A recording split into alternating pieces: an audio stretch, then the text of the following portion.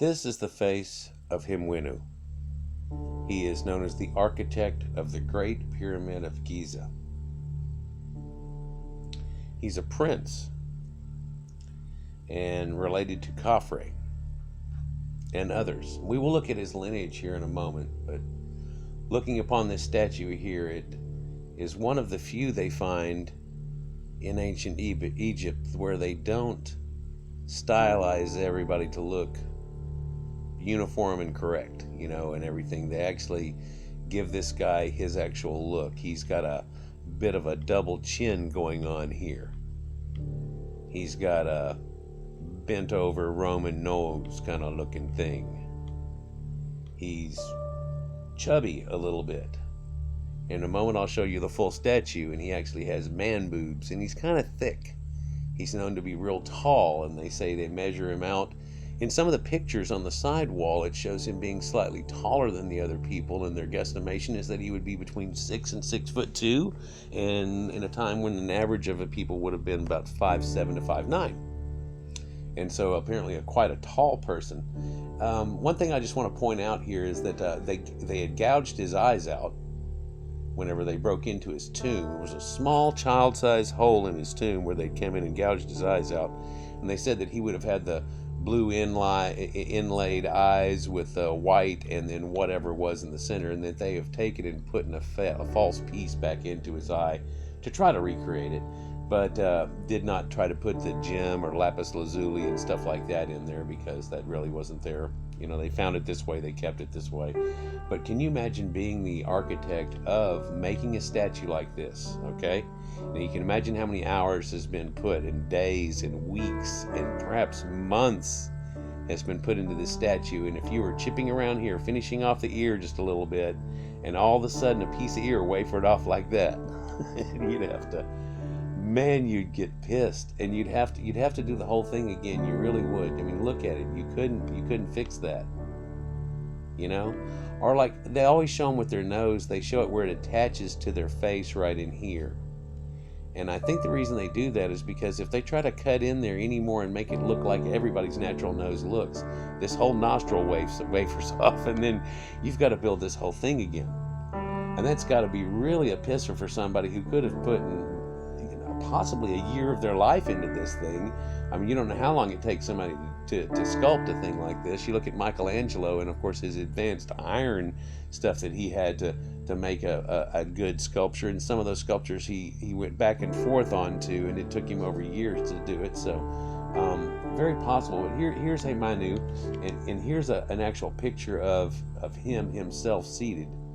And one thing to note here is that he has definite man boobs, a bit of a puffy stomach, not quite a six-pack, but you can kind of see it. But he's got a little roll, a little muffin top going on. And look how thick they draw his legs, and how fat they draw his ankles and his legs, and how he's got these thick legs, So he's somebody who's been eating real well. Of course, he's a prince, and it probably allowed him to grow faster and better and be healthy through the whole thing. He was somewhat pampered and nurtured and taught through the whole thing. But they actually list him as one of the 5 major people who were taught by Thoth, the greats of Thoth, and they say that he was the greater one of the 5. It's the way it's put in his tomb from actual Thoth himself, which Thoth is a Phoenician. It shows in the old records, and a lot of the old Greek and Phoenician people that studied everything, they tell you that he was Phoenician. But let's look at this just a little bit more here. Hemienu was again the architect of the Great Pyramid, and so you try to look for things where they're building the pyramids and stuff.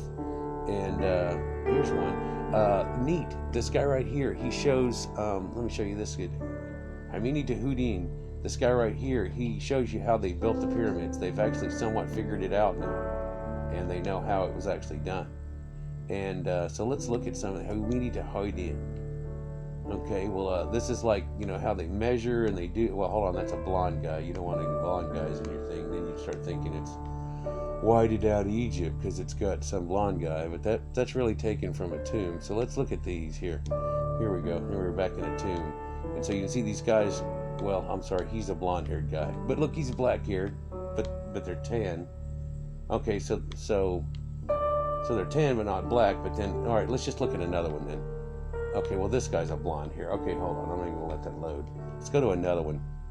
Okay, now these guys are building it. Wait, that guy's blonde-headed and that guy's blonde-headed there too. They're pretty good tan. Probably about the tan that I get, whenever I'm in the middle of summer. I don't know. Let's try to get off of that. So here's some people building it. Well, and he's got straight hair too, so we can't look at that either, can we? It doesn't look like he's wearing that fake wig thing. And then there's more blonde-haired people. Let's go. Okay, here. Oh yeah. Okay, look. So here's black people. I don't know if you can see this. Let's see. Is that in there pretty good? Right there. Here you go. You can see black people are right here, and they're helping to load up baskets onto this Egyptian guy that's just kind of brown. And then look at this. Oh, here's another brown guy with a blonde hair, and then here's another dude with blonde hair, and then here's a dude with blonde hair, and there's a dude with blonde hair. So I guess we can't show this picture as being really Egypt either. But do you see that this is black people here, and then it's all brown people up here? Yeah. Yeah, so there's your black and brown people and how they're shown in art and stuff. And so black people were helping build pyramids. They were helping to grab up the stuff. What else is right here? Oh, this hair. Check this out. Excavated from a tomb.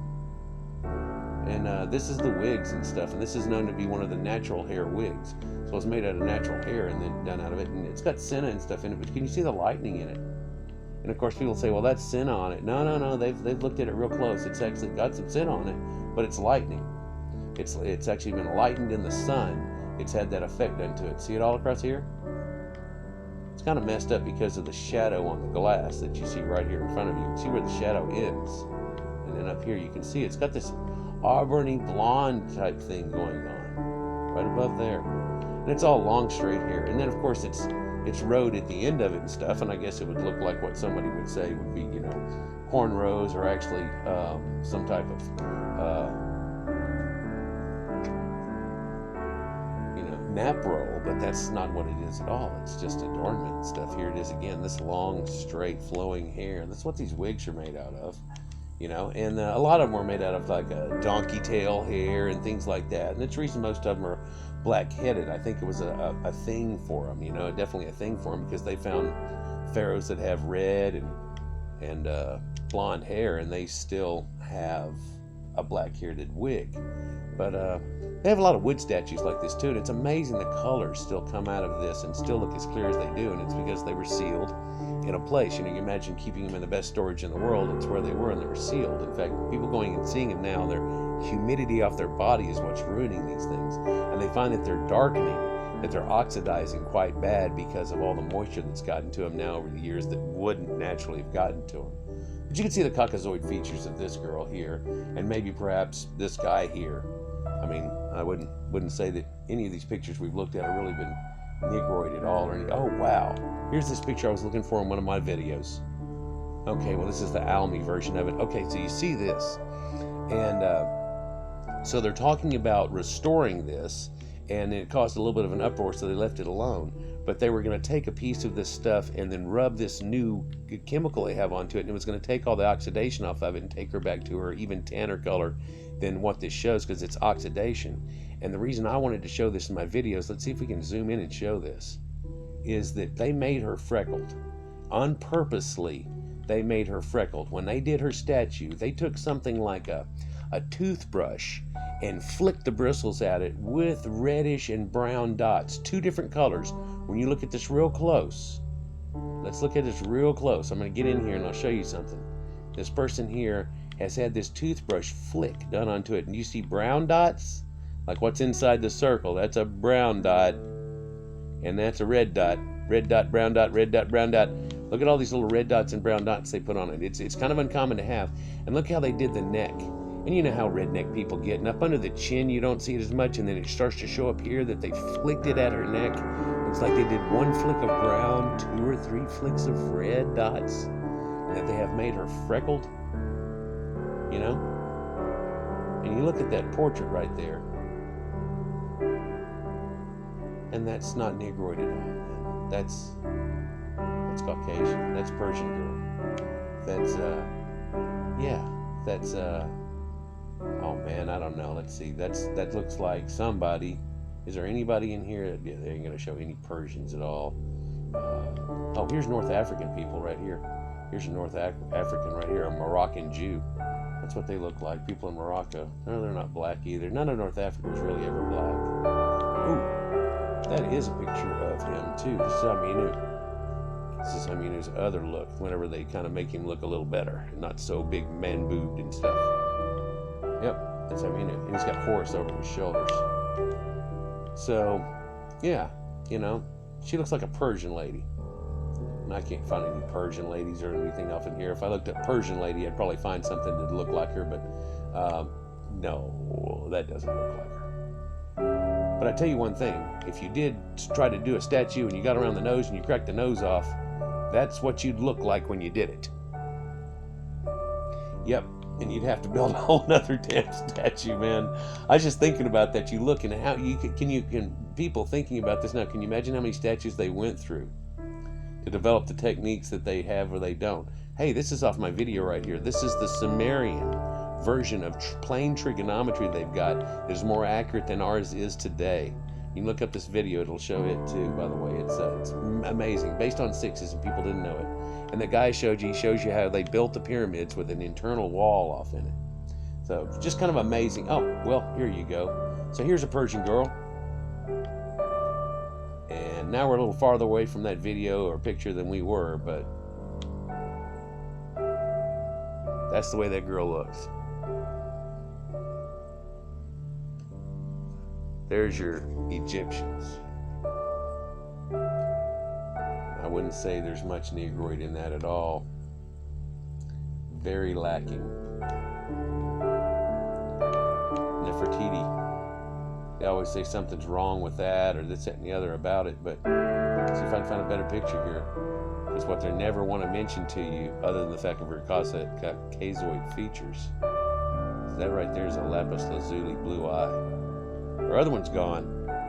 That one right there is blue. And she's about as tan as that girl we just looked at. Can you imagine if this girl got out in the sun for just a few more days, how she changed from this color to about this color of a lady right here, who's also a Caucasian. But that's the same color as that. And that's the same color that we were looking at of all the Egyptians with the blonde hair in them earlier. Wow, ain't that messed up? Wow. You know, and if you believe that blacks were really, enjoyed in Africa, you'd have to look at something like this. These are the sandal prints of pharaohs, and they have a Nubian on them, on each one of them. And that way, every time they take a step, they're crushing Africans and Nubians. And it really doesn't set well with the idea that black people were just all over the place in pharaohs, especially whenever they say that they have hatred towards them, that they steal their children and try to eat them, and a bunch of weird stuff that's on tablets I really don't want to go into now because it somewhat sounds disgusting. But yeah, so let's look again one more time. Let's take a look at Hemienu. Now, I popped this picture up for my wife, and she goes, I said, "Baby, who's that?" And she goes, "I don't know, Caesar or one of those guys. Who was it that was fatter? Nero?" And I said, "No, you're kind of close, but kind of far off and about 1,500 years too late. Perhaps, no, you're farther than that, because this is 2750 BC in Egypt." She goes, "I don't know." And I said, "This is the architect of the pyramid." She goes, "Wow." And I bet a lot of people that learn this go, "Wow." Peace. Like if you like it, sub me. You'll get a lot more information like this and truth and reality in the world and not some bullshit somebody's trying to make up. Peace.